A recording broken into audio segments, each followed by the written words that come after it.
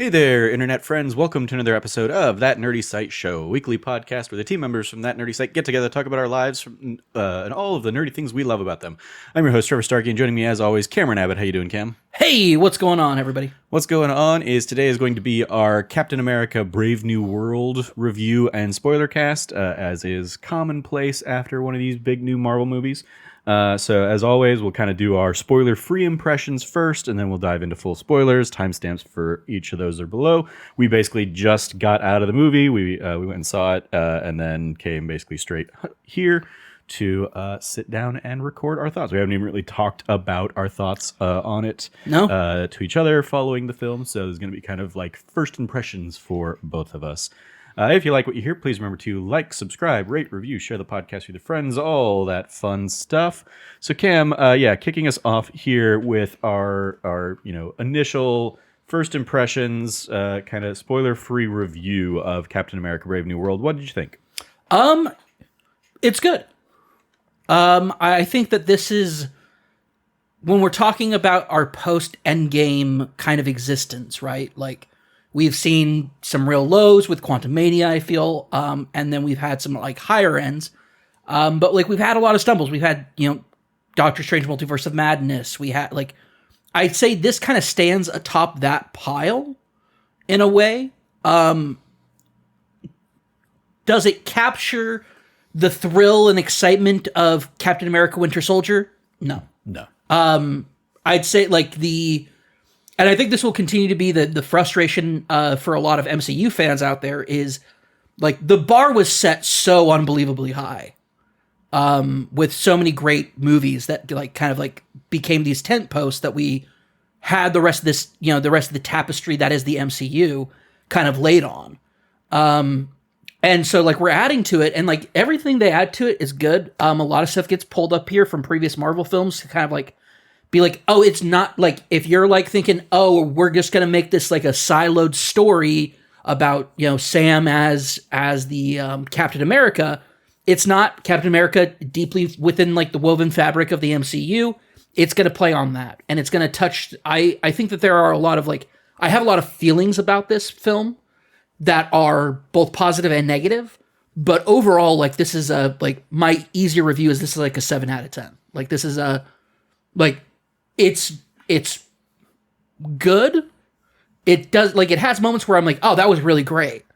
But it kept me going from beginning to end and being I think I understand you get the gist of stuff going forward and you can kind of key in on the plan because of the trailers kind of letting us know kind of what's happening here. But the things they do to get us to that point, to that big fight moment at the end that they've put in all the trailers, the way they get there is smart enough that I don't feel like it's stupid, which was my big fear for this movie. So it avoids that pitfall for me. Totally solid film, 7 out of 10. I could go higher, certain points they were 7.5, 8 out of 10, but overall averaging out 7.5 for me. For me, I'm probably sitting more in a 6 range. That's fair. On our scale, that's a decent, okay, that kind of monikers around it. I found myself thinking as the credits were rolling, I feel like this would have almost been better as Captain America and the Winter Soldier, or Falcon and the Winter Soldier season 2, basically. Sure. And I even could piece out okay, here's where they could have done an episode break, and you could have done it as another 6 episode kind of Disney Plus show. And it just never really felt that it hit the highest of highs. We talked about beforehand this being kind of the last film of the maybe original MCU Disney Plus plans post phase 3. Obviously it is a direct follow-up to the Falcon and the Winter Soldier stuff, and everything seems to be gearing up to, we're going to have the Thunderbolts next, and then we're going to have the Fantastic Four. That seems to be it's going to be targeting, and everything, the conversation around it is Fantastic Four is going to be a reset point as we head into Doomsday and Secret Wars, as the next big Avengers team up things. And so this kind of feels like, okay, yeah, they're putting a few more chess pieces in place. It also suffered a lot, I think, from reshoots and Definitely, yeah. I just never like I wanted more, and there are some like good performances in here. I think Anthony Mackie's trying his best here as Sam Wilson. I just don't think the script and plot really supports him in that. But like I really like the relationship and the dynamic between him and Danny Ramirez as Joaquin Torres, the new Falcon. Captain America and Falcon duo. Harrison Ford is certainly given a lot more to do than I was expecting him to have as the kind of new replacement President Thaddeus Ross, picking up the role from William Hurt following his passing.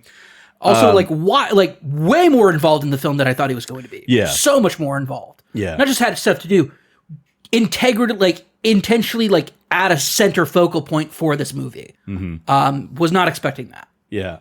Carl Lumley, returning as Isaiah Bradley, I think gets a lot of like emotional weight, especially if you watched Falcon and the Winter Soldier series and kind of know the struggles that he's had. I think we see a lot of kind of that returning to the surface here and really kind of played in on.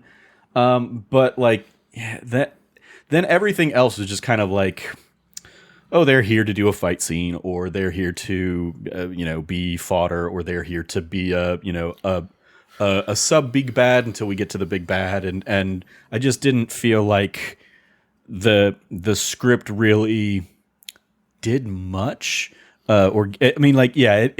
it very much felt like it was trying to be an evoke Winter Soldier, but nothing ever for me ever came close to any of the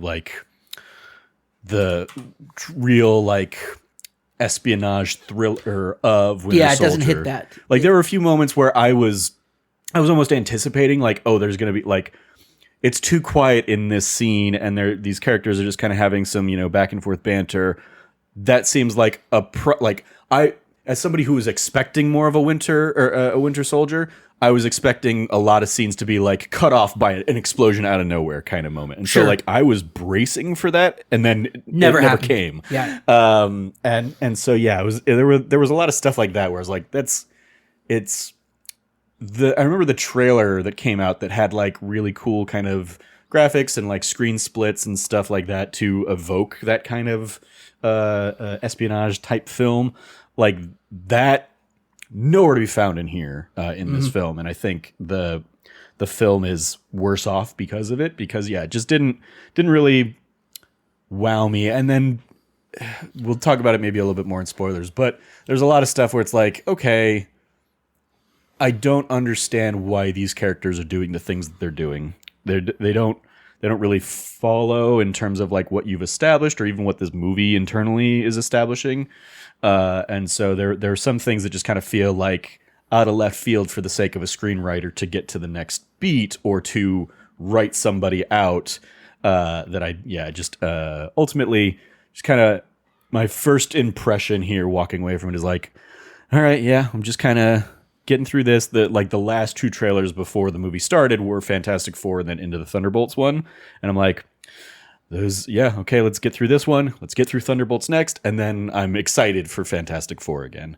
But yeah, I think maybe if this had been, and it's such a shame because obviously Falcon Winter Soldier got really sidelined by a lot of rewrites and reconfiguration because of how, maybe too on the nose it was, or too close to reality it was, after we had all dealing with a global pandemic kind of situation. Yeah. And the first or the original series that kind of sets up and puts this kind of like status quo into place, very much felt like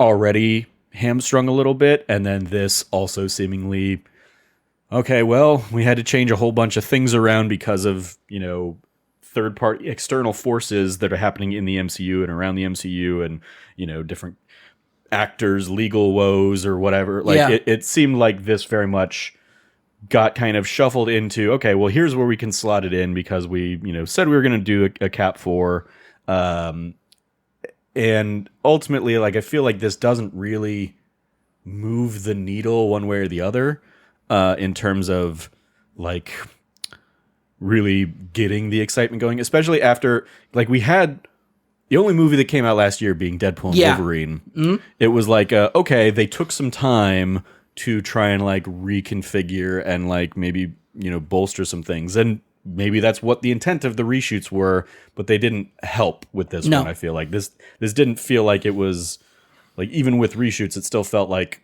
they only had maybe half a story and just kind of like filled it out with other little miscellaneous things for me. I feel like it has a full story, but the problem that I'm also seeing with it is when the credits rolled by, how many writers did we see on this thing? Yeah, oh yeah, it's got 5. It's got 5 screenwriters, and with the way those names are broken out, they were not all 5 working on it at the same time. It's 2 pairs and a fifth. The fifth being also the director. I looked it up a little bit before we started. So the director and one of the writers, Julius Ona. His biggest thing prior to this was probably the Cloverfield Paradox from a couple years ago, which made some waves as kind of a surprise Cloverfield movie on that did well on Netflix kind of thing. Then we had somebody who Rob Edwards, whose last thing prior to this was apart from a short from a couple years ago was The Princess and the Frog. That's a long ass time ago. Yeah, we got we did have the people from like the Falcon Winter Soldier coming back for this. Also, one of them worked on Bel Air, that show, and then I'm trying to see what this other person really. I mean, yeah, none of this fifth person, none of their things are really coming to the forefront for me in terms of like what they've worked on. I don't recognize any of these as like a thing of note. But yeah, I mean, it's definitely, it suffers from that like script by committee kind of feel that a lot of these have had. Sometimes it works and sometimes it is like, okay, yeah, these people clearly gave like the basis of the script, and then maybe these people came in and like punched it up and added some of the jokes or whatever. It was like, okay, I don't know what Frankenstein's together for this movie. But it definitely felt of, enough different worlds that it didn't really hit for me overall. Still, I mean, some fun action and a handful of performances that are in here that are really good and are really trying to say something.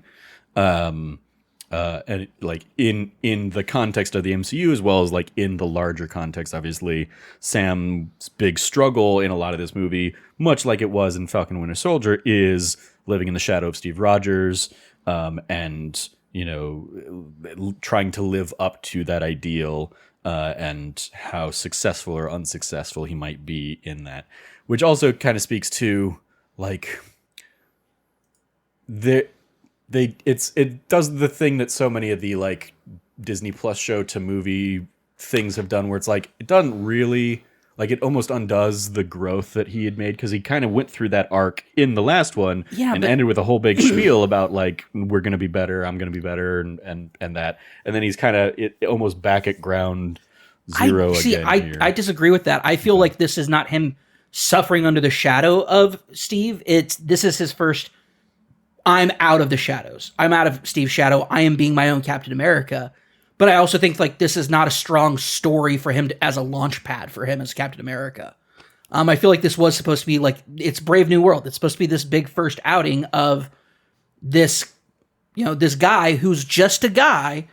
And it isn't until he doesn't have that sort of like crisis moment until a spoiler thing happens and it makes him start to doubt it. And then it's him getting the help he needs to get himself pulled out of it to get on his point. So. I'll definitely elaborate more when we get into spoilers. Yes, I think in terms of like where I'm coming from in that perspective, because I'll see that it's not solely on him. It is also other people putting on him of like, if only you were more like Steve, and obviously some of that we've seen in the trailers and stuff. But I think he does also take some of that on himself. Yeah, we'll talk about when responsibility comes a knockin'. Like he clearly still has that chip on his shoulder. I just feel like it's not as deep of a chip as it was in Falcon and Winter Soldier. That's fair. Yeah. it is, yeah, because Falcon Winter Soldier was more about him finding the self-affirmation to be Captain America. This is very much more of getting the world to accept that he is Captain America. And it does not exactly nail that, which is the biggest crime of this movie. Yeah. Is it doesn't solidify his place as Captain America the way that I think it needed to. Despite the fact that I think Anthony Mackie's fantastic in this movie. Yeah. So, any final thoughts before we move into full spoiler stuff? No. I mean, I think we kind of covered it. You're on a 6. I'm on a 7. I think that's, from what I saw online, that seems to be like kind of the range people are putting this movie in. Yeah. For the most part, like I think Rotten Tomatoes maybe has it like at a 50 or 60.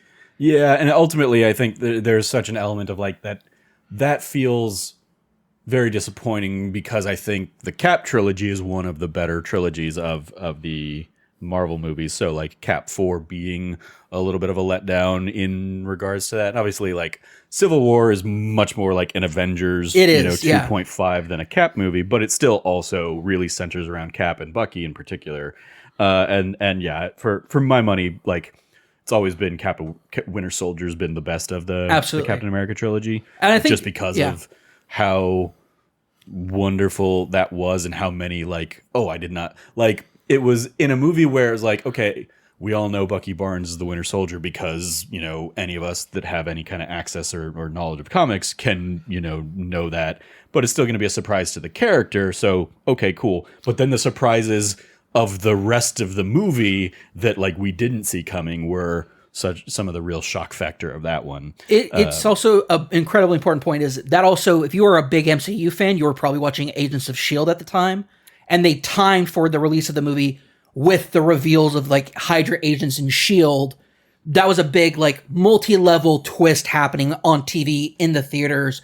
It felt like a big comic book event come to life. Yeah. And there's layers to what Winter Soldier is a phenomenal movie, but it's cultural, the moment that it has in the cultural zeitgeist of being, because and this is, I think there's been a lot of revisionist history for a lot of folks when they come to talking about First Avenger, where they're like, well, First Avenger, I love First Avenger. I think it's a great film. But I can't tell you how many times I talk to people and they're like, before Winter Soldier, people are like, oh yeah, I don't really like Cap. It was hokey or it was fun or whatever. But there's been a lot of people that I think looking at the trilogy as it is now, it's like, okay, First Avenger really sets up Captain America and the trajectory he's going to go throughout his journey all the way through Endgame. Mm-hmm. And now we have the full look of it. It's that film really stands the test of time since it came out. The thing I always loved about the first Cap was it being a period piece and a fun comic book movie. Yes. Yeah. Some people didn't care for the period piece parts of it, which is fair. Sure. I liked it because we got a little Hydra and superpower technology in World War II kind of sets us up on this trajectory of much more advanced technology going forward. Indeed. Yeah. Anyway, all right. Well, let's dive then into full spoilers for Captain America: Brave New World. So yeah, if you haven't seen the movie yet and are planning to, feel free to duck out. We'll be here still when you come back. Or if you don't care, you're not planning on seeing it, then we'll dive into our full spoiler stuff with your last chance to go away here in 3, 2, 1. All right. So trying to think. So I'll say the biggest spoilery thing that I'll jump on because I heard your reaction to it sitting next to you would be the leader stuff. The Tim Blake Nelson making his long-awaited return as Samuel Stearns following the Incredible Hulk, back in 2008, which I knew about because I'd seen casting reports and stuff like that, but it was a surprise to you. Yeah, and, I didn't. And they do a good job of teasing it out before his actual reveal, in large part because I think they're much more teasing out what's this version of the leader going to look like? Because is he going to have the giant forehead that he has in the comics, or what's the Marvel version of that going to look like? But even the first tease, you knew who it was. Yes. And I heard your kind of reaction to it. So what did you think of Tim Blake Nelson kind of playing that role in this film as the real big bad behind the scenes? Yeah, I will say I am an apologist when it comes to the Incredible Hulk. I loved that movie. I know that people don't care for it that much. I just really, really liked, like, I also like Edward Norton as an actor. And so he worked for me as Bruce Banner. Like, I also enjoyed the whole Brazil stuff. And then, like, being kind of on the run.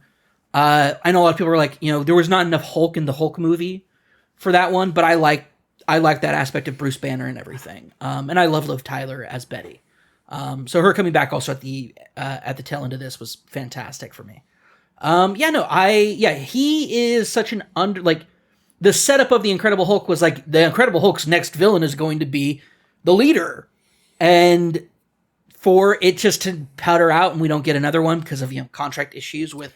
Yeah, I mean, it was definitely a like, oh, this MCU thing, especially with like Iron Man 1 blowing everybody's, you know, mind 2-3 months before the Incredible Hulk came out. Yep. Okay, yeah, this whole thing where we can tie them all together is going to be a bigger deal. Probably also with some Ed Norton. He tends to not be the most easy actor to work with, as reports tend to go. So there's probably like behind the scenes stuff about what a sequel would look like, and obviously it was more because Sony has like the rights to the Hulk. Sony doesn't have the rights to the Hulk. Was it Universal did? Oh, Universal. Universal has whoever it was. Yeah, that's right. Sony's all the Marvel stuff, or the Spider-Man stuff. Yeah, that's what I'm thinking. So yeah, this is also part of the problem is that because of earlier sales in Marvel selling off TV and movie rights to people and different studios, we didn't get that until Disney came around and said we have the checkbook, the giant checkbook, and we will be making these things happen the way we want them to happen. Yeah.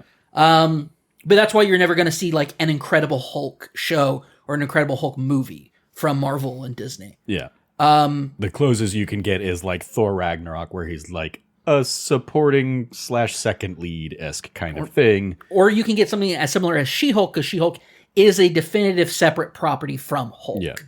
That is that's the kind of that's the tricky waters you're dealing with here. So when I saw him, I was like, there's no way. But then I'm like, well, they brought Ross in, and last time we saw the leader, he was taken into custody by Ross. And then in the news reports, they mention the leader's, you know, human alter ego as the mastermind behind the debacle with the Abomination and Hulk and everything. Yeah, they frame him for that. Yeah. And I'm like, that's brilliant. That's really cool. And I liked it because we got a little bit more like what happened to the Abomination. We find out what happens to the Abomination. We find out, like, you get a lot more. We don't find out in this movie. Not in this movie, no. But I mean, since the Incredible Hulk, we have gotten to see what has happened to everyone in kind of the whole group that was in that movie. Betty and Bruce didn't get back together, unfortunately, because he's still like on the lam until, you know, half the U.S. or half the world population goes away, and then there are bigger fish to fry than the Hulk is. Well, look, the Hulk came back in the first Avengers. You just didn't. Yeah, but I meant like, sorry. So he hasn't been on the lam since the Incredible Hulk. You're right. You are correct. Sorry about that. But he was on the lam at the beginning of Avengers. Yeah. Like we have this entire situation this entire kind of like set and cast who, like, you know, it has just kind of been left on the shelf for. Yeah, they for finally 12 years tied up those loose ends. Yeah, 2008, 17 years. 17 years, yeah. So like getting him back after 17 years, I'm like, I should have been like, oh, okay, I can accept that, but I just didn't see it coming, and I love that. I'm like, well, who could have helped Ross become Red Hulk?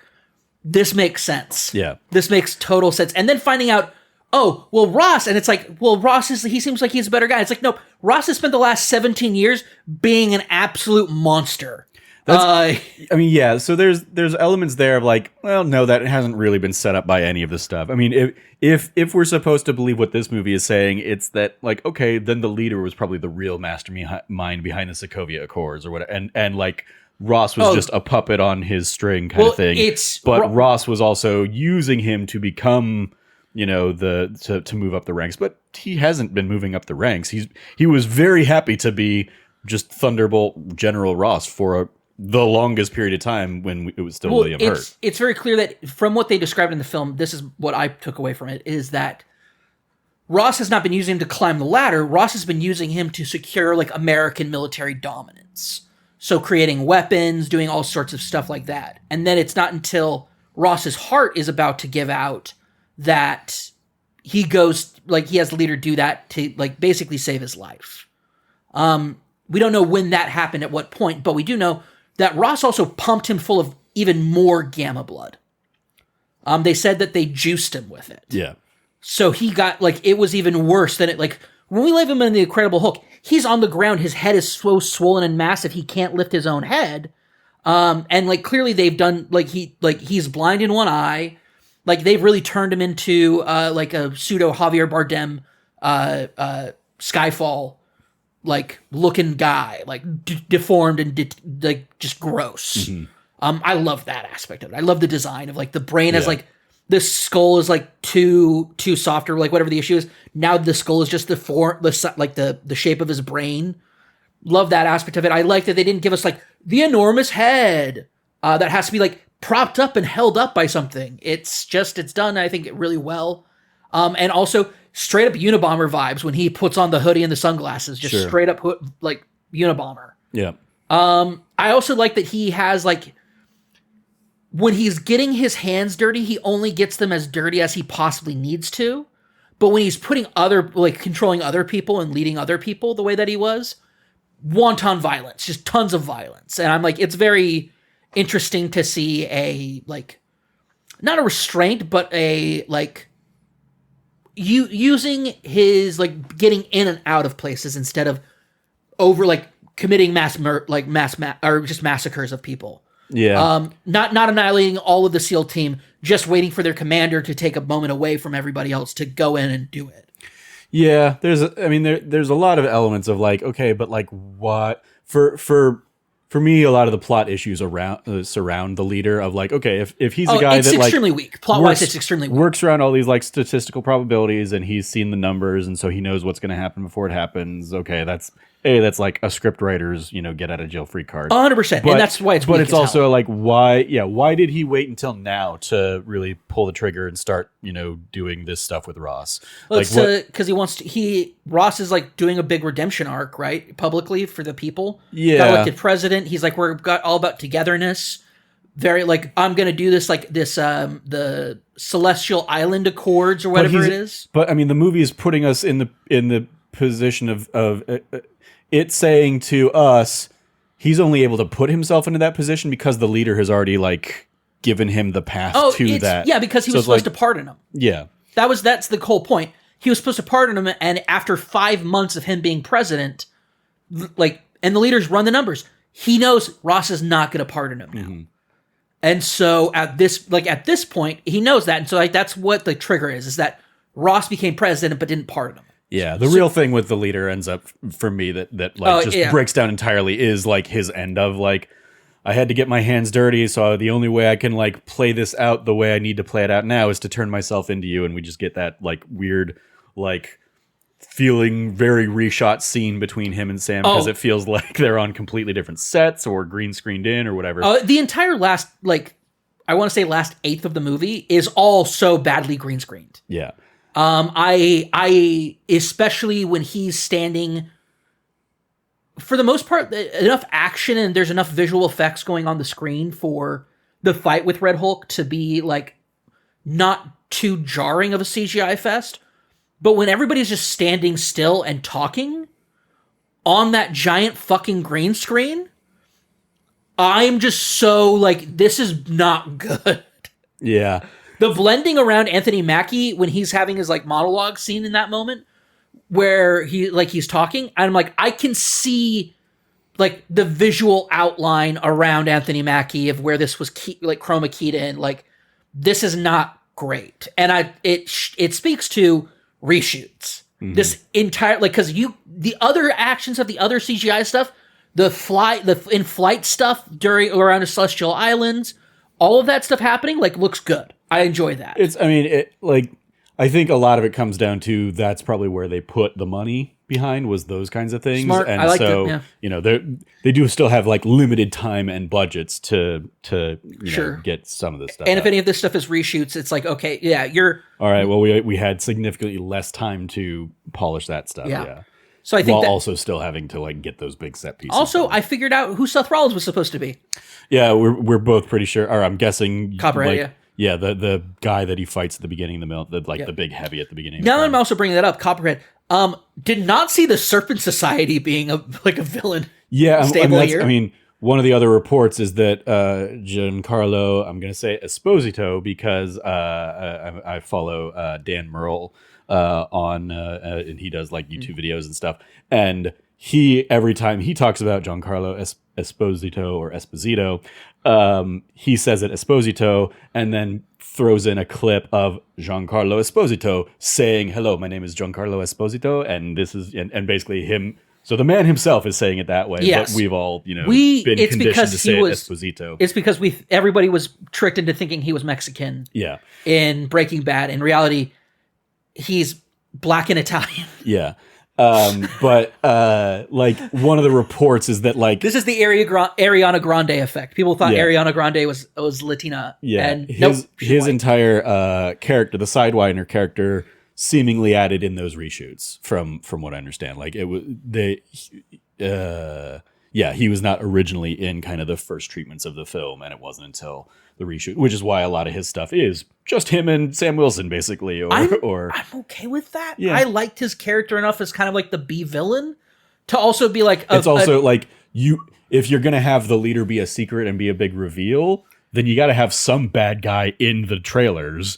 And so it ends up being him. And also in the trailers, obviously we see the Red Hulk stuff, which I was expecting to come into play way earlier in the film. I was not expecting that to be like the third act finale sequence. That's where I was at too. I thought we were going to get that's like a second act thing or whatnot. Yeah. Especially after we get the reveal that the leader has been like brainwashing people. I was like, oh, well, that's clearly he's been dosing Ross and turning him into the Red Hulk. Yeah. Like we like which he was. The very that's first kind of scene we see Ross, he like, is there ready to do his like acceptance speech and pops a pill. And it's like, oh, that's in whatever way, that's what's giving him the gamma radiation. That's what's going to turn him into the Red Hulk. It's like that, like it's set up from the jump that those pills are going to be, that piece of the puzzle. Great. So at that point, like we as the audience are ahead of all the characters because we've been shown that information, and we've also been shown the trailers where we see him, transform. Is this an example of Chekhov's gun? I think this is a good example of that. Chekhov's pill in this case. Yeah, I mean maybe it's we see him use it. We're introduced to it several times, and then it's like the reveal that this is actually how the gamma radiation's been getting into him. Yeah, I don't know if it would fall under Chekhov's gun, because Chekhov's gun is much more like here's a gun that is introduced in Act 1 and somebody's going to shoot that gun in Act 3. Like this isn't a case of like, oh, the pills are going to go off. Like the pills have already done their work by even the beginning of this movie. This is why I was unsure, because I was like, normally, like Chekhov's gun goes off in the third act. That's the point of it. And I'm like, is this something? I think it's more just subtle foreshadowing. Good foreshadowing on that point. Yeah. If you know what to know, if you know what to look for, because we've seen the trailers. Yeah. It's like, there we go. That's how he's doing it. I originally thought, oh, the pills are keeping it under control. It isn't until the reveal, like, oh, that. I'm like, oh, he doesn't even know that he's going to turn into the Red Hulk. Yeah, very much. He's very much like a victim of this, but it's also victim / being hoisted by his own petard on that one. Yeah. Because he was doing the Thunderbolt. Yeah, it was very much seeing when they're investigating Stearns's lab in like the black site and seeing the like take no more than 3, basically like the prescription for these pills that he has given Ross. It's like, oh yeah, okay, of course that's what's going to trigger the Hulk stuff. Yep. And yeah, he doesn't know, because if he did know, I don't think he'd ever willingly be jumping into a battleship in the middle of the ocean. Agreed. If he knew he was a sure. ticking time bomb or a potential ticking time bomb. Yeah. For me in particular, I liked it because it's also thematically, it's really hurting Ross, because it's like, Ross, you were like, Bruce Banner's a monster. Mm-hmm. And I just turned you into an even for people who may not have understood, Red Hulk's gamma radiation is so out of control that it burns things around it. Yeah, the more rage-filled he gets, the hotter he like burns. Turns on fire kind of thing. Yeah. It's the movie sets that up a little bit. It definitely never explains it, but it's just like, okay, yeah, we see all these cherry blossoms, and when they hit him, they burn. He grabs a car and it lights on fire. Yeah. I think they do it well without having to explain it, but also when he's turning into Red Hulk, his clothes don't tear off of him, they burn off of him. Yeah. And I think that's the great thing too about it. Like you see his skin smoke, like his sweat starts to smoke off of him. Also, I don't know how we're this many MCU movies in, and yeah, he turned into the Hulk. He's still president of the United States. Secret Service shouldn't be shooting. There was definitely also don't shoot the Hulk. That's just making the Hulk angry. Yeah, there were a lot of like beats there where I'm like, this doesn't make any sense for anybody in this world. They're holding off so much without shooting because he's the president, and then finally they're like, he's a monster. Shoot him anyway. Yeah. And it's like I can get drones, the drones that come in, shooting at him because they're programmed to attack a threat, and they don't know that threat's a Hulk and is immune to bullets, or is the president. But there also comes in to like one of my biggest grievances of this film, and it circles back to a little bit of the like Sam versus Steve thing. A lot of the stuff around Sam in this movie is, should I have taken the serum to become, more like Steve and that kind of Captain America? And that's what I was referring to in terms of like him living in that shadow. It's very much like he's living in the shadow of the super soldier version of Captain America. It's also when he made the decision. This is the difference between him and U.S. Agent. This was the big focal point of Falcon Winter Soldier. He makes the decision to not become a super soldier. And that's what will define him as Captain America. Yeah. Here he's dealing with... When he comes in that opening scene and like lands hard enough to have like a 3-second shockwave after the fact, it's like, no, that guy's goop. Like, there's no way Sam Wilson survives that if he's not a super soldier. So it's like, what the hell are you trying to convince me? Like, it's not a shockwave. He just exploded. It's the after effect of going Mach 1. I mean, yes, which also should be. You can't land on your feet going down to the ground at Mach 1. That's what I'm saying. It's like, that shockwave that, like, realistically, no, he lands and every bone in his body has broken and he's dead. And then a shockwave happens. For me, I'm like, the only way I could explain it is if he, like, his wings, like, stop, right? But still, the force would still throw him. Exactly. It doesn't work. It doesn't work. It's okay. It doesn't work. He has Chell's magic boots from the Portal games. There you go. That's the only thing that is keeping him alive in that moment. But, like, it's so much of the stuff, it's like, okay, he survives too many strong things to not be to not be an enhanced individual in this, basically using their parlance of like, he's a super soldier, he's got powers or whatever. Like he's if he's really supposed to just be a mortal man who's just really, really good at his stuff, like, no, I don't buy that with how hard he impacts with too many things. The only thing I can think of is it's like the effects of vibranium. Yeah, and again, if it was like he has magic wings, basically. He has magic wings. Sure. How did he not turn into goop? His magic wings stopped it from happening somehow. And we see the wings are magic and have the vibranium. Like, I like that. They didn't need to then call it out. I mean, I guess they did because some people would a broader audience. But like, I liked that instinctively. I knew with the purple building up on those wings, oh, they're Wakanda. He's got vibranium. He's got Shuri helping out with tech or something like that. And dude, when he does it at the end though, when he like skewers Ross in the gut with his wing, does that also? Ross should be dead. I mean, well, that's another thing is like I'm like, okay, what are the rules of Hulk? Because historically they've been very impenetrable to blades and stuff like that. Well, we saw it when he was getting shot by the bullets. Unlike the Hulk, when he's shot by bullets, it kind of like flings off of him. Mm-hmm. Or like ricochets off of him. I mean, yeah, well, these ones, the bullets, like they would make contact and then melt. Yeah, that's like the first clue I think even that we get of like Ross being is like, Bradley has those 3 shots at him basically at, close enough range that of course he didn't miss. How did and Sam even calls it out, like he had him dead to rights. How did he miss? Like, what is that? It's like, oh, because even if the bullets hit him, like Ross's body hulkified enough to protect him and he wasn't hit kind of thing. Oh, for me, I thought it was Bradley was being made to intentionally miss. I mean, maybe that's, I guess. I think the point was to add pressure, not to turn him into the Red Hulk at that moment.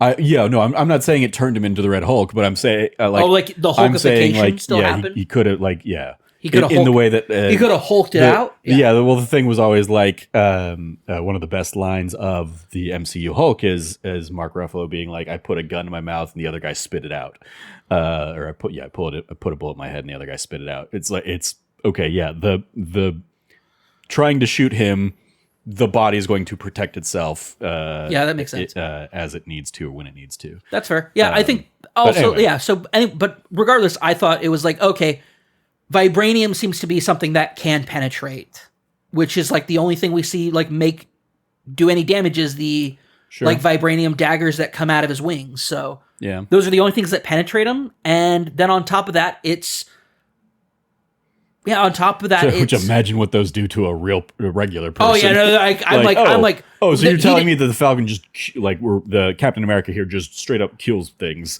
because he's got those weapons. I think it was more for his when he's disposal. doing like he's blowing up missiles and stuff with them. I shouldn't be making that hand gesture. Sorry. Yeah. I was doing a bit more of like just like as though it was a wing, and it turned into looking a bit more like a Roman salute. My bad. Mm-hmm. Glad I have my camera up, and I wasn't just doing that over and over again. When it comes to the wings, I'm like, when we see him use them before, it's on like missiles and jet planes. So he wasn't using them on people. Mm-hmm. So I think that's the thing. It's like he doesn't use these on people. Hulk, he uses them on Hulk and vehicles. That's basically, or like missiles and stuff. So yeah, and that makes sense. Even there, he's doing it because he's pretty sure the Hulk can take it and still be okay, and he's really just hoping that. Like I did like the line of like, please tell me I knocked that guy or that bastard out or whatever. I knocked that. Yeah, I knocked his ass out. And then, damn it. One of the best lines in that fight, though, when he goes, "Oh yeah, don't need the super suit." Bucky's full of shit. yeah. That was a fun reveal. I was not expecting. Like I should have expected Bucky to pop up. Didn't know that he's running for Congress. Yeah, that was news. Like he shows up in a nice suit and everything, and I was like, okay, like he's clearly got something together. Which is then, it's that's going to be a weird thing, I guess, that's going to get paid off in Thunderbolts. Of like, well, he's in the same suit in this scene that he's in Thunderbolts with. Yeah, but what happens to his camp? Like, I'm super curious about what's going with Bucky and Thunderbolts now more than I was before. And now I'm super curious because again, like one of the things here is always like. And I'm sure this is probably one of those things they had to like write around to, retcon or address is always like the order of when these things are actually going to release. So maybe at some point in time, Thunderbolts was going to come out before this. And then it was going to be Congressman Bucky, hot off the heels of his time with the Thunderbolts. And so, now it's okay. If he's going from, your next Congressman Bucky Barnes in this one, that seems to be teeing up for, okay, we're going to find him in Thunderbolts and something went sideways and he lost. Or he's supposed to be on the campaign trail and now he's bailing on the campaign to go save the world. Yeah. It'll be interesting to see. I get like, that's the one little nugget that came out of this. And I'm like, oh, yeah, okay, yeah. And we will at least get an answer for that in 3 months' time. So cool. But yeah, him showing up and them having that nice heart to heart. A great, payoff to the Falcon Winter Soldier show and all that stuff. Wish you would have said something about like, say hi to your sister for me or something. Yeah, it would have been fun. I mean, again, that's how it's too much inside baseball for Falcon Winter Soldier. Yeah. But I like the little bit there, like your speechwriters help you come up with that, and just immediately like speechwriters. What? Yeah, is that why he's in a suit? Is he doing some sort of like? Election something or other. Is he also involved in politics? Like, what's going on? Weird that like everybody's cool with that, knowing his past as like a former Russian asset and assassin. Yeah, Hydra asset and assassin. Hydra. Yeah, Russian Hydra asset, but Hydra for sure. Anyway, just a weird little thing, but I like their little heart to heart, and even that was another like. As the credits are rolling, and I'm like mapping out, okay, here's what each episode looks like. It's like that whole sequence is like one episode. It's like the Celestial Island fight into the aftermath of that fight is like an episode of the show in my mind. Just kind of that's totally fair. What that would have looked like. And he's the guest star for this, this episode. Yep, I definitely feel that. Also, if people are like, well, Harrison Ford, it's like Harrison Ford's been doing like Apple TV. Yeah, stuff. He's been doing not Severance, the other one. The Jason Segel one. Yeah, Jason Segel's the lead in that. I just forget what that one's called. But yeah, he's doing his he's having fun in TV land. Like he's just living his life, man. He's just doing and that was very much like because I had that immediate pervasive thought of like, well, if they done it as a TV show, Harrison Ford would have come in and done it. I was like, wait, no, of course he would. He's doing that show he's doing that Jason Segel show, which I'm going to look up right now. Yeah, I'll vamp for Shrinking. There we go. Shrinking, there you go. I think... I knew it was like something like Severance, but not Severance. Yeah, no, when it comes to this film, I feel like my feelings about it really come down to I enjoyed my time with it, but like you said, this does not rank up there with the greats. I mentioned that in my spoiler-free stuff too. I'm just 1 point higher than you on it too. Like that's the thing. I enjoyed it a little bit more than you did. Yeah. But neither of us are saying this is the launch point. I think this is definitely like the end of the Chapek era we're seeing here. Yeah. Of this movie also glut of Marvel projects have kind of come to a slow trickle, and we're not going to get 2 to 3 Marvel projects a year now going forward. Yeah. To its quote unquote credit, we can finally stop hearing people be like, there's a giant celestial in the Indian Ocean. When are they going to address that? Because, hey, they finally addressed it, and that's this world's source of adamantium. Okay, cool. I like that there's a conflict with it with Japan and India and France. Yeah. Don't know how France... Well, I do know how France got there. I mean... It's called, France... Oh, France is also... They're the dickbags in Wakanda Forever. Yeah, exactly. Wakanda Forever kind of set up that, the French being U.S. awful. and French were, world powers in the lead front of that kind of... those kind of things, yeah.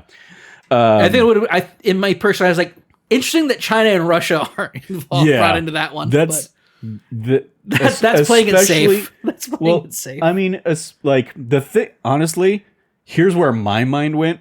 We get this whole subplot of like Ross trying to align with the Japanese leader, Japanese prime minister, to like make this thing go off without a hitch.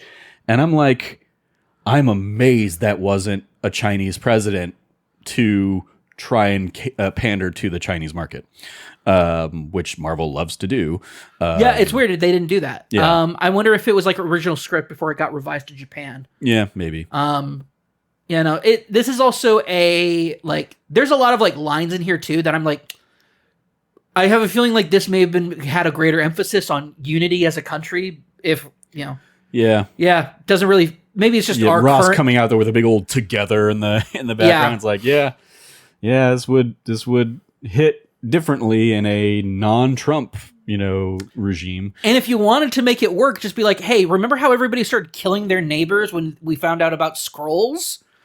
Yeah, that could have been a good nod right there. Give us a payoff that actually the secret invasion fucking mattered. I hadn't even thought about that, but yes, this just firmly confirms that Secret Invasion was just like the fucking waste of time. Waste of time because waste of actors, waste of everything. There's no reason that anybody should be trusting anybody if there's that many Skrulls out here in the world. And him coming out and being like, I'm Thunderbolt Ross. You know me as a warmonger and chaser of monsters. I'm here to say I shaved my mustache. I'm here for unity and togetherness. You're telling me that motherfucker's not a Skrull? Sure, yeah. That's my biggest flag. Massive pivot. I get you shave your evil mustache. Not the evil mustache, just an evil mustache. It's also shout out to the clips of him with him on it. Yeah, the one like a little flashback like video of him in basically the William Hurt era, raging at stuff with the mustache on. Yeah. I was like, oh, that's fun. Yeah. Also the photos on his behind his Oval Office desk. Sure. Of his family, he has the mustache on. I was like, that's a good touch. Good touch on that, Marvel. Yeah. Overall, there's a lot that I really like about this movie, but it really comes down to the fact that the stuff I like, and Joaquin is a really fun character. I like that he's kind of the snippy asshole to everybody. Bradley? Yeah. Oh, okay. Yeah, everybody. Yeah. Yeah, just to everybody. The only thing that I talked about, I was like, the only thing I remember the only thing I caught up on press-wise was a lot of concern about her Ruth Batsarath. Mm-hmm. Ruth Batsarath. In the comics, she's a very distinctly Israeli national superhero. And that's been a whole thing in we're talking 60s, 70s comics. So very different era at that time. But her going from, she's Israeli, but she's also from the Whale program. And I'm like, that feels like 3 rewrites right there. I'm feeling, I felt like it was serviceable. Her character was fine. She had one really great scene, which is when she's handing Captain America coffee, and she's talking about how hot Bucky is. Maybe it's because I relate to her on that. Sure. But she mentions, he goes, he has all his teeth, and I'm like, that you were raised in Russia. If that's a like qualifier right there. Yeah, it very much feels like that, like we have Black Widow at home kind of vibes, like because she gets a little fight sequence in the hallway in the black site kind of thing. Very reminiscent of Iron Man 2 hallway fight scene with Black Widow. But yeah, then there was also, and maybe this is just because I'm still thinking far too much about Talladega Nights, but like she's also so tiny compared to everybody else. Yeah, she is. It was like weird, and I mean like. One of her things about Bucky being like he's taller than I thought he'd be or whatever. Like, well, you're also very, very small. That's another thing too. It's like I'm like I don't think she like. It'd be cool if she was like a little person actress coming in and doing this. That'd be cool, but that would be a thing that at some point would have like maybe brought up. But she's also not that short. Yeah, no. I mean, she's probably like 4'10" or something like that. 4'10", maybe 5 feet. I don't know. Yeah, like part of it is also like movie stars. Tend to be, on the taller side of things. So yeah, maybe it's she's might be 5'4", and everybody else is super fucking exactly. tall. She's 5'4", and it's just that Anthony Mackie's 6'1" or 6'2" or something like that. I don't know. But it's just like when you see her that much shorter than all of the people on screen with her, it definitely stands out as I don't remember feeling that way about Scarlett Johansson, even though there probably is that height discrepancy and stuff. Probably. But yeah, on the Joaquin Torres thing, it was interesting because obviously, the show set him up that he's kind of gonna come in and be the new Falcon. Yep. And so I appreciate that, like from the jump here, he's been doing that. He's got his wings. He's out there, doing the missions with Sam. Sam kind of not wanting him to, but basically, hey, don't die, got it. Them having their little rapport, which. That's more of a Chekhov's gun than anything else. Of like, don't die, got it. Is the foreshadowing that okay, he's going to be the one that comes into severe peril by the end of the movie, and obviously does. But I like that I like their rapport. I hated him as soon as he comes in there and is just like giving Isaiah Bradley shit for being an old man, because even he's just being rude. He's being a rude little asshole to anybody. And then he finds out that he's, Isaiah Bradley and, former super soldier kind of thing, and knows the legend and stuff. And then then it turns into okay, now I'm being a rude asshole, but it's with playful banter. It's no, man, you don't know him on that level. You don't get to jump into that as your relationship. You're just being a dick. And I did not like that as his and maybe that is, truer to what he is in the comics or something like that. I just didn't like that. That doesn't feel heroic to me to come in and just be a dismissive jerk. And even in the rude to your elders kind of thing, especially with what he sets up at the end when he's in the hospital bed talking about being a kid in Miami, just wanting to grow up to be a hero like that. It's okay, but why are you such a dick? Why are you being a dick? Yeah, don't be a dick. Why are you being a dick too? Don't be there's a difference between being a dick and being cocky. And he's cocky, but here in these scenes, he's also a dick. Yeah. Also, being a dick too. The original Captain America 0. Yeah. Again, he doesn't know off the jump he's just being a dick to an old guy in a boxing gym. Yeah, it's real shitty. It's just real shitty behavior. Yeah. And it does set you off to maybe I'm not going to be sad if this kid dies when he crashes into the ocean. Yeah, I definitely didn't think he was going to die. But it was would I miss him? Yeah, when you get sidelined by the end of this film, okay, I'll get it. But yeah, Don Cheadle didn't deserve to get paralyzed from the waist down. I mean, yeah, exactly. This movie has done a great job of completely dismissing some of the stakes of the earlier things. Because the Falcon landing or Captain America landing that hard in the opening sequence, as hard of a landing as Don Cheadle had done, and then both of them crash into the ocean. Cap doing it while trying to lift a jet that is out of control, and then just goes flying out. It's like, okay, yeah, if you don't have a super soldier serum, no, you just again broke every bone in your body here. Like I almost expect the how it should have ended when they do their how it should have ended for this movie. It's going to come out and just be like, he lands and movie over. That's how it should have ended. But yeah, anyway, those are nitpicky things that you're going to run into when dealing with superhero stuff like this. But overall, yeah, it was my bigger gripes of this movie are certainly the desire to, because I mean they also set up this idea that there's like your inner circle has been compromised. And I guess ultimately it's not that the inner circle was compromised, it's that the president was compromised, and just wasn't owning up to it. I do appreciate that they kind of have that little scene at the end in the raft of like, I appreciate that you took full responsibility, you resigned, all that stuff. What did you think of the Betty stuff? Because I liked the call that they had. The call was good. And then the scene with her on the raft, I was like, maybe this is just I'm so worn out by the green screening now that it just felt even more green screen. But it felt like she wasn't even there. It felt like she wasn't even really in the movie. Like, no, I feel you on that. Her voice and the phone, I think, would have been fine if it had just been her walking up. Okay, like enough time on screen for us to acknowledge, oh, that's sweet, and then we see the two of them in the background shot as Anthony Mackie's walking out of the raft or wherever he's off to. Off to the post-credit sequence. Off to the post-credit. Well, no, because in the post-credit sequence, he wasn't in a sling anymore. Oh, okay. And it was in a different outfit, too. Knowing how little attention they paid to some of the continuity stuff, I wouldn't be surprised if that's still supposed to be like, yeah, he went straight into that next scene. Sure. And they just, when they shot it, they forgot that he'd done the previous scene in a sling. Yep. All good. Yeah, no, it didn't feel great. Like, it didn't feel well rewarded.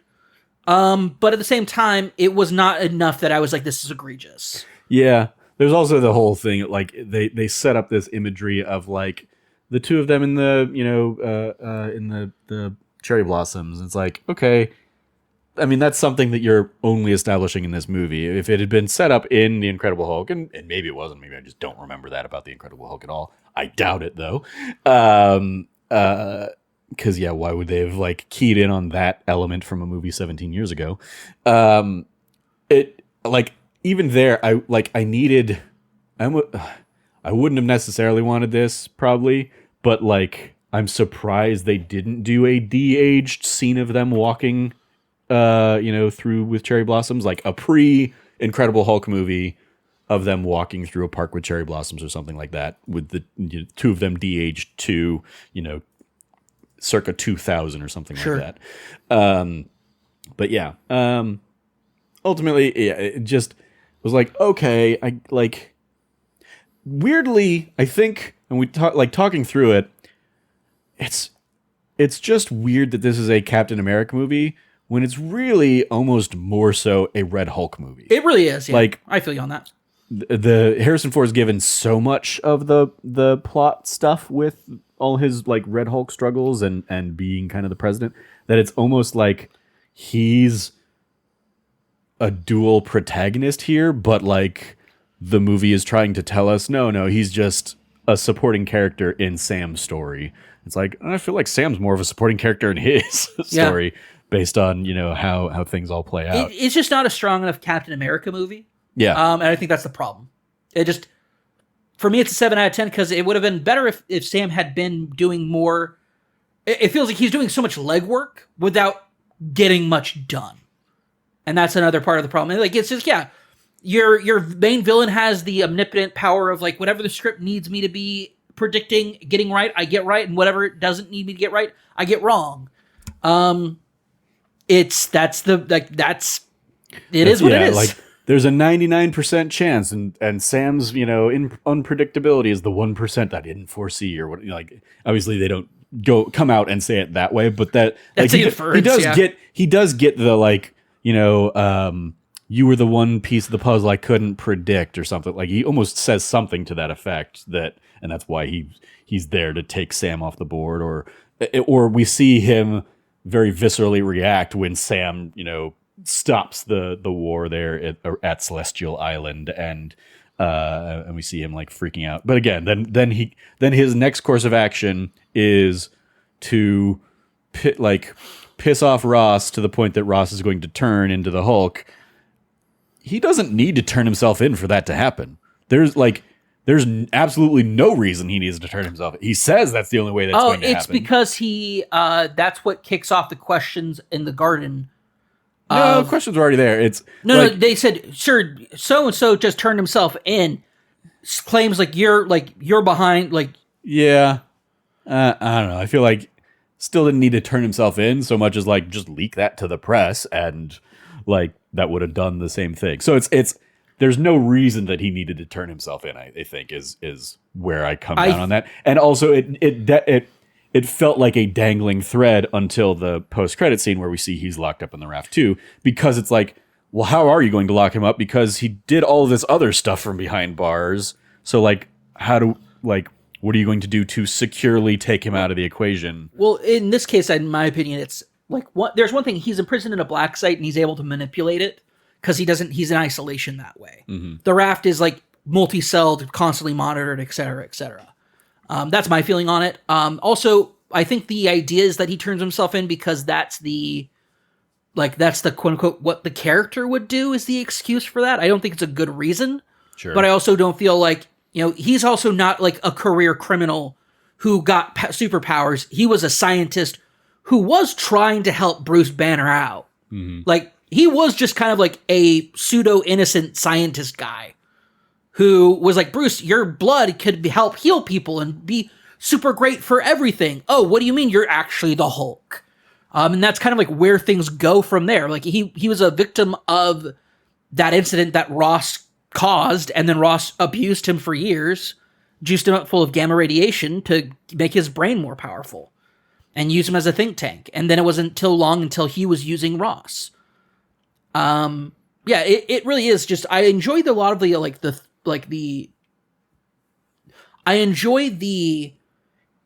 is the biggest problem I think with the film, actually, now that I'm thinking about it.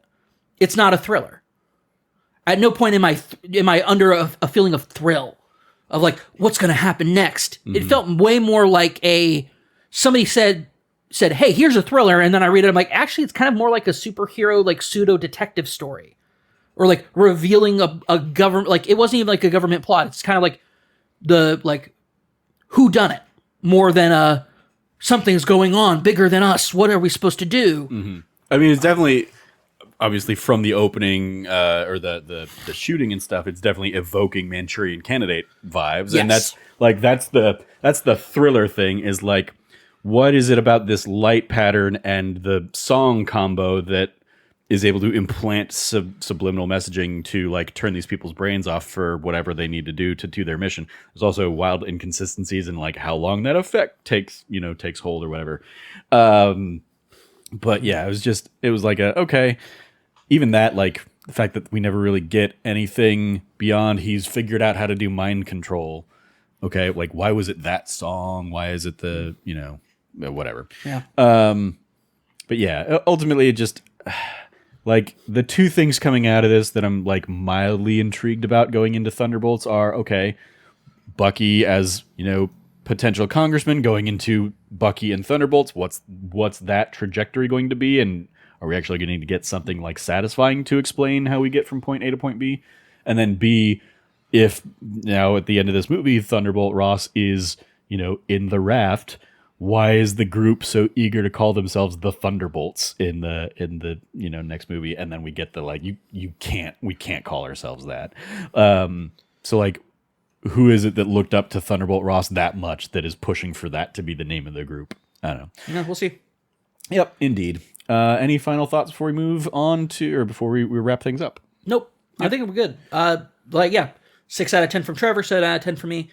Halves it at 6.5 out of 10. Yeah, I'm sure we'll talk about it again in 2 months' time or whatever when it comes to Disney Plus, and we'll see. We'll have a a better collection of Easter eggs or whatever is in this movie. But at the same time, it's I'm so kind of nothing on this movie that I'm kind of maybe we won't dedicate that Disney Plus show to it. Who knows? Or that D Plus show. I don't think we can because we gave one to Quantumania, and that film. Yeah, true. All right. Well, that is going to do it for this episode of that Nerdy Site show.